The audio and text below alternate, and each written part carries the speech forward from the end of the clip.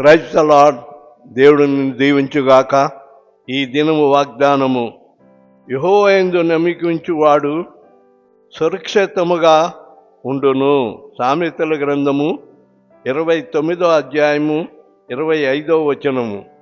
దేవుని యందు నీవు నమ్మిక కలిగి ఉన్నప్పుడు సురక్షితముగా నీ ప్రయాణములు కానీ, నీ కార్యక్రమాలు కానీ, నీ పనుల్లో దేవుడు తోడుగా ఉండి సురక్షితముగా నడిపించువాడై ఉన్నాడు.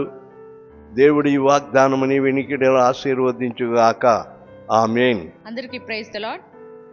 ఈ దినం పుట్టినరోజు జరుపుకుంటున్న వారికి, పెళ్లి రోజు జరుపుకుంటున్న వారికి బేతేల్ పెంతెకోస్తు చర్చ్ తరఫున శుభాకాంక్షలు తెలియజేయుచున్నాము. దేవుడు మిమ్మల్ని దీవించునుగాక. ఆమేన్.